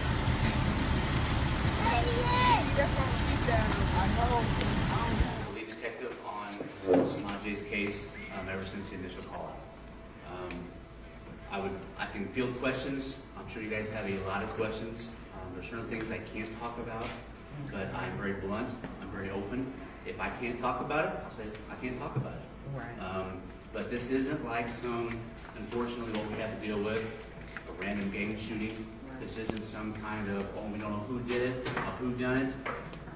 There was 4 women at that house the day that Semaj went missing. 4 grown women. One, if not more, of those 4 grown women know exactly what happened to Semaj and know how she got under that couch. I can tell you with 100% certainty, she did not get under that couch by herself. Amen. Okay? We have done tests to see how much weight it would take to lift up that couch, and she just does not have a 16-month or 18-month-old baby does not have it in her body to lift up that much weight. So that being said, however, according to the media, that everybody's cooperating with the police. I can tell you that absolutely for sure that is not the case. Everybody, all 4 women have attorneys. We cannot talk to them without going through their attorney. However, there are things in the works with those attorneys that we may have to shed some light on. It's going to take time. Okay? That being said, does anybody have any questions? That were at that house the day Semaj went missing was Cherie Gordon, Lucretia Crosby, Darlene Crosby, Tamika Robinson. They were all 4 there. Their kids, all their kids were playing and dancing in the yard. Okay? They were all 4 there. Any other questions? And all 4 aren't cooperating. All four are not cooperating. All 4 got lawyers. Have attorneys. Yes. Wow. Today, off camera, and she'll be telling the police this, that she overheard the paternal family telling the mother of the baby, we got to get our story straight. We got to stay to the same story. Remember, she said, we got to. She heard that. Say, we got not to get our story straight.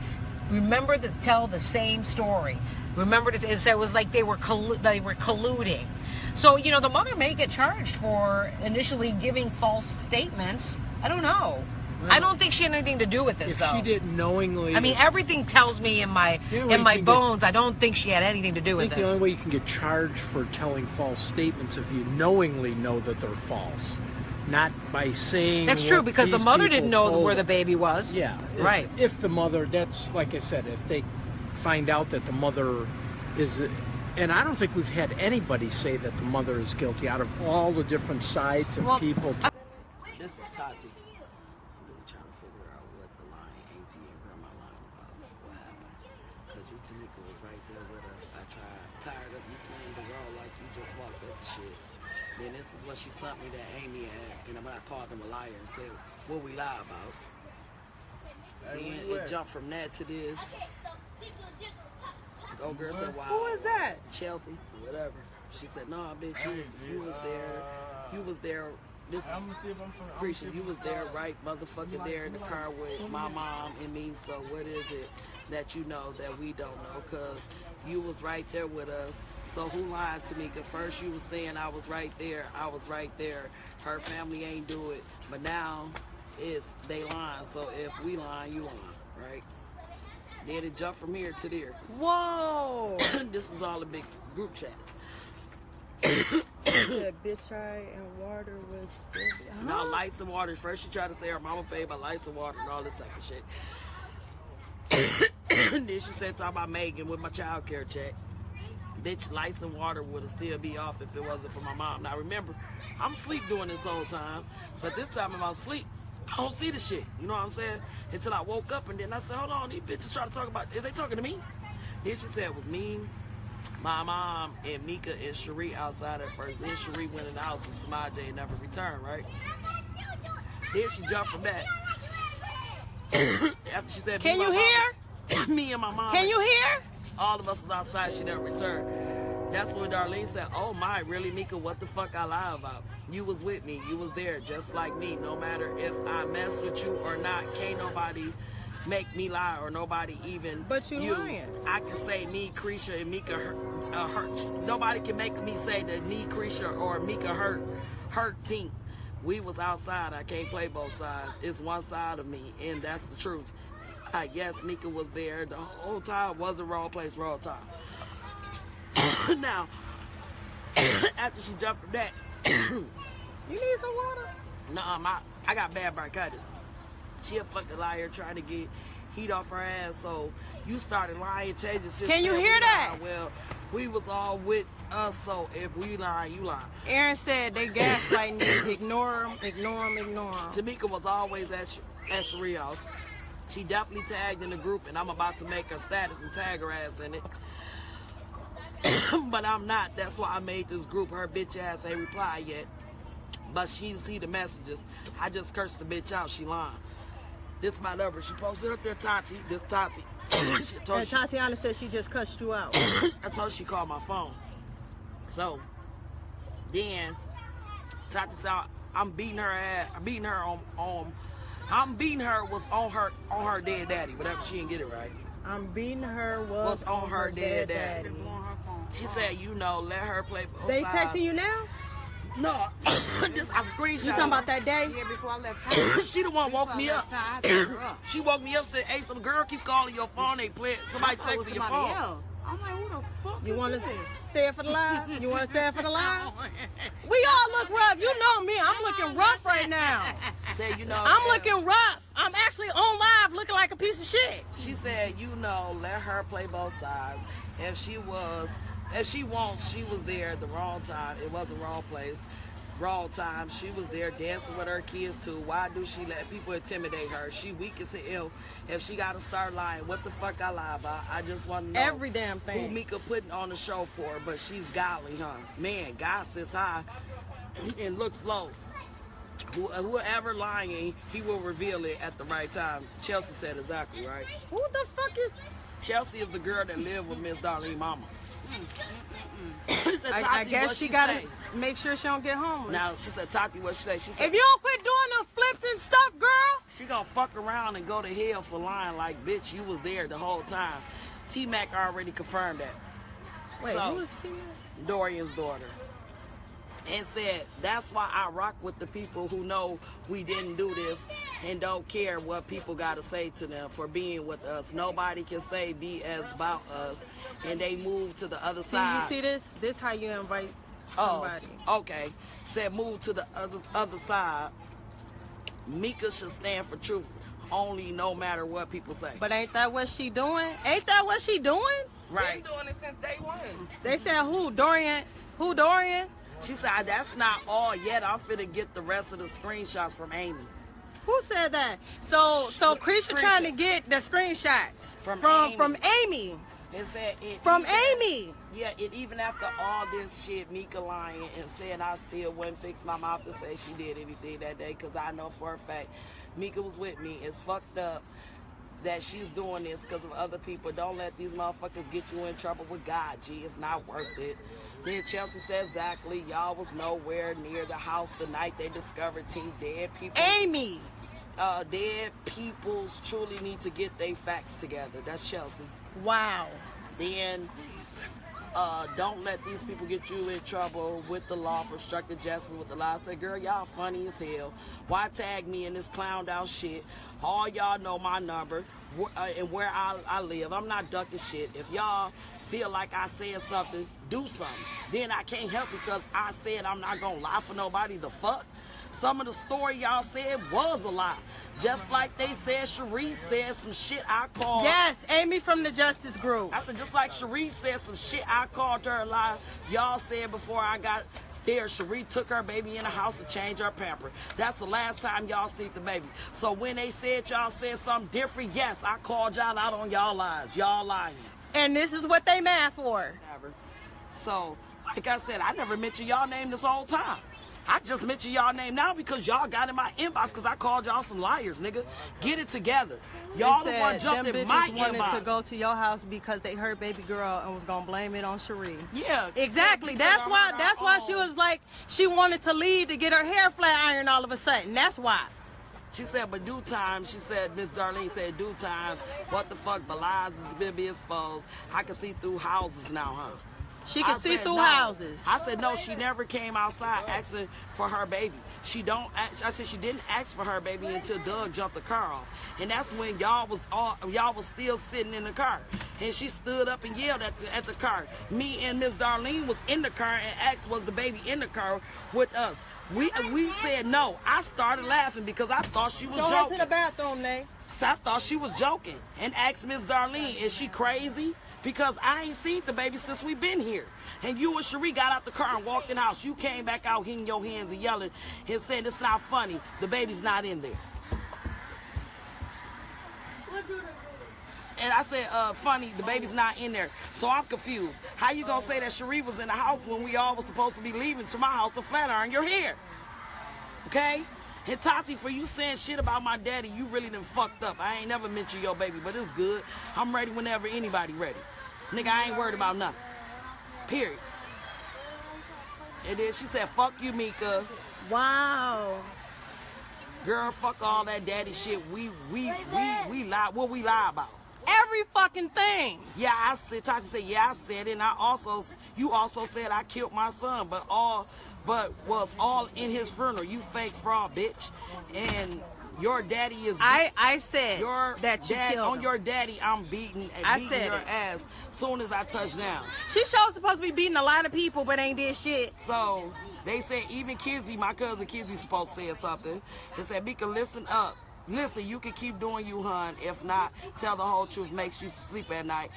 So be it, but you're not exempt like you're trying to be. You was there dancing. Thank you. She did. And so now the people who you also saying we was lying got us arguing because Mika want to add non-truth, laughing at her ass sad thing she supposed to have been a friend. Like, hold on, y'all did lie. Why? I mean, I'm confused. My whole thing is, why would y'all sit there just like your daughter sitting here lying and said that you paid my whole light bill? Like I said, bitch, if you can afford $3,000, bitch, you crucial. You a beast. But y'all lived with me for a week. So how the fuck can you afford $3,000? You could pay a $3,000 light bill, but you ain't got no place to stay. Talking about now she tried this one, she tried to every weekend, but you don't got no place to stay. And you what ain't I got nowhere to stay. Bill, to be honest, you gonna pay, and it's almost $3,000. I said, you want me to post this since y'all want to keep lying? I'll post my light bill though for the world to see. When we was about to leave. Now she tried to throw it off on Cherie now. And when we was about to leave, this is Krisha ugly ass. And when we was about to leave, who was the only one acting funny? Who was the only one who said they didn't want to go to Cherie? Cherie did. Did right or wrong, or am I lying? Now here's something right there. Okay, Cherie didn't want to go, but the minor didn't want to go. They made her. Krisha made Do you her hear go. this?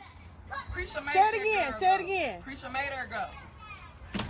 And the minor was going to stay. Y'all know Cherie don't go no damn where. She be She trying to stay at the crib with her damn kids. Who is y'all? Mika, I did pay. She said, who is y'all? Mika, I did pay a bill, now what? And then she said, it don't matter if the bill was $309, you couldn't pay it, so you asked my mom to pay it. And she did. And it don't matter if the bill wasn't paid or not. She had a fucking house and they didn't.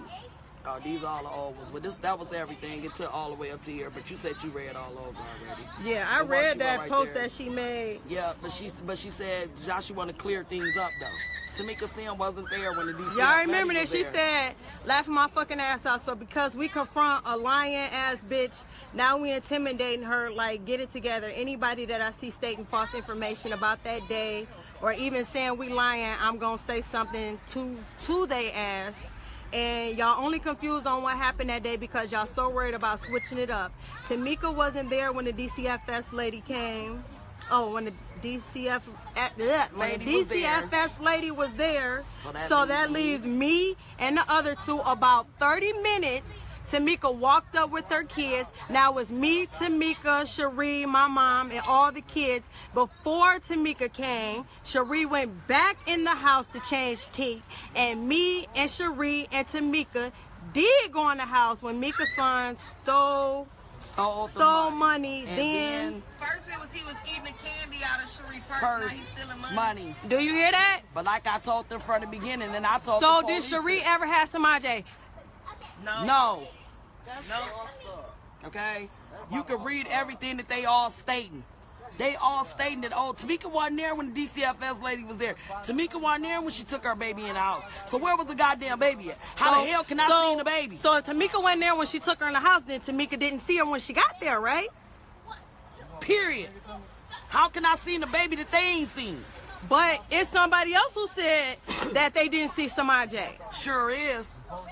Somebody else. Now, if she gonna speak up and say something, I don't know. But it's somebody else who said that she ain't see Semaj at all that day either. Picking her child up and dropping her child off. She Man, said she it's so ain't many seen stories to this shit. Damn, I'm just blue. All them hoes can get. Damn, Ashley. Yes. But I feel you though. It keep on changing. It's still so much stuff y'all don't know. Man, it's so much stuff But y'all don't Ashley, know. no, I ain't lying. When I seen Ashley and her family sitting up the street in that van the next morning, before the police took me down there to the police station, the next morning, Ashley was in that van. I said, I ain't seen no baby out there. But let them argue and tell me at the top, oh yeah, Tamika, you had to see the baby. You had to see the baby. Ashley and them, yes. So Ashley, y'all saying I didn't tell y'all that baby wasn't there the whole time? So the Crosby's getting mad because she didn't see Semaj. They getting mad and trying to fight her because she said she never saw Semaj. And I posted an old post of hers from months ago saying she did not see Semaj. I just posted it. So, I mean, what the fuck? NBC5 investigates exclusive. What happened to 17-month-old Semaj Crosby? It's been 3 months since she was found dead in her Joliet home. Police have not charged anyone, but have said 4 women have refused to cooperate in the investigation. Tonight, we hear from one of those women. Here's Katie Kim. Darlene Crosby's memories of her granddaughter. She loved hot chips. And they so hot for her. Filled with sass and sorrow. I miss her every day.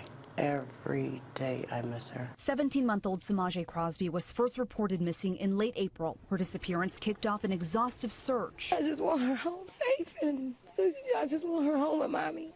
I just want her home with me. 30 hours later, she was found dead under the couch in her family's Joliet home. 3 months after Semaj's mysterious death, there have been no arrests. Her autopsy didn't reveal clear signs of how she died, and toxicology reports are still pending. Will County Sheriff's detectives say they can't state much publicly, but they revealed some information at this community meeting in early July. A video of that was posted to Facebook. I can tell you with 100% certainty, she did not get under that couch by herself. There was 4 women at that house. One, if not more, of those 4 grown women know exactly what happened to Semaj. Those women include Semaj's mother, Cherie Gordon, her grandmother, Darlene, her aunt, and a friend of the family. Police say none of the women is cooperating with the investigation, though their attorneys dispute that. I have no clue why he would say that. And he knows that we all know that that's not the truth. I have nothing to hide. I want to talk. I want to help. Darlene and her attorney Cosmo Tadone say they haven't heard from detectives since early May. How did Semaj end up under the couch? I don't know. I wish I did. Darlene says just before Semaj went missing, family and friends were outside playing and planning to go get ice cream. She needed her diaper changed. I didn't know that she was never going to be seen again. Darlene says Semaj went into the home with her mom for a changing, and the girl never came back. Gordon told police Semaj had wandered off. In those frantic first minutes, Darlene says family members and eventually police searched the house with no signs of Semaj. NBC5 Investigates has learned the sheriff's office responded to the Joliet home more than 80 times in 2 years. According to DCFS, caseworkers had multiple prior contacts with the family for neglect or alleged abuse. Authorities noted anywhere from 5 to 15 people lived at the home, which they observed was bug-infested and filthy. Those pictures are still taken after the search. Her carpet was stained bad, but it didn't look like that. Darlene says she never lived in the house. DCFS and detectives report otherwise. The home on Lewis Road burned to the ground the day after Semaj's funeral. Suspected arson. Yet another turn in a twisted tale. What do you say to the members in the community who say that you and other women in the house know what happened to Semaj, or worse, did something to Semaj? I would tell them that it's not true. I don't know what happened to her. Darlene says she's waiting for news like everyone else. She's always going to be remembered as the little girl that was found under the couch in her house. And that's not who she was. She was more than that. The mother's attorney tells us she continues to mourn her only daughter and added the community should not speculate on rumors. Detectives agree, but say clearly something terrible happened in that house. Katie Kim, NBC5 Investigates.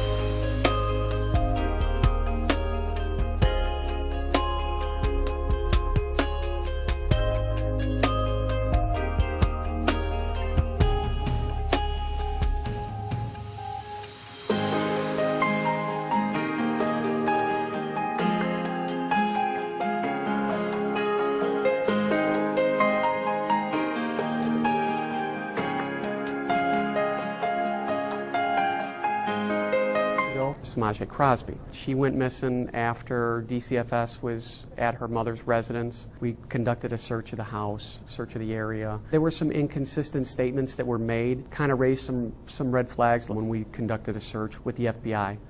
And Semaj was found underneath a couch in the residence. We conducted tests to find out how much force it would take to move the couch. Basically 90 pounds of pressure you needed to move that couch. You know, the couch weighed 110 pounds. There's no way that she got there by herself. She was placed there. My goal is to charge someone with a felony and to put them behind bars for 20, 30, 40 years. There's no doubt in my mind that one of the individuals in that house, you know, is definitely obviously responsible for her death. One of the 5. Correct. I would like to think that someone will come forward because this is an innocent child that was treated like a piece of trash. No child deserves that. Ceremony this past weekend in Will County, 2 years out, a community still waiting for justice. And tonight, the I-Team has new details in a case detectives describe as unthinkable. 17-month-old Semaj Crosby reported missing and later discovered dead under the family's couch. Purposely placed there, police say, by one or more of the 5 people of interest in the case. Tonight, we talked to 2 of them. I'm the grandmother. What happened 2 years ago? Why don't you contact the lawyer and you contact us? We've already done that. You can get home. Darlene Crosby, Semaj's paternal grandmother, is one of 5 people identified as persons of interest in Semaj's murder. And for the record, why don't you go talk to the child's mother? Why don't you do that? Investigators tell the I-Team Semaj's mother, Cherie Gordon, and aunt, Lucretia Crosby, a friend of the family, Tamika Sims, and a minor are the others believed to have been possibly involved or have information about the crime. The attorney for Semaj's mother did not want her to sit for an I-Team interview, but he says she has cooperated with police. She wants justice. She didn't do anything wrong in this case. You know, I think she's a victim here just as much as Semaj is, and she wants to get to the truth. Lawyer Patel himself was there when Semaj's body was found under the couch. It's pretty rare to be there when something like that is discovered. It was a very difficult thing to see. The way that she was found, it was unexpected, and she was put under that couch like she was a piece of trash. Will County Sheriff Deputy Chief Dan Jungles has supervised the case since the beginning. There's no doubt in my mind that one of the individuals in that house, you know, is definitely obviously responsible for her death. One of the 5. Correct. And, you know, I believe that there are other individuals out of that 5 that know exactly what happened. Tamika Sims, also one of 5 persons of interest, says she has cooperated extensively and was asked as recently as a few months ago to help with the...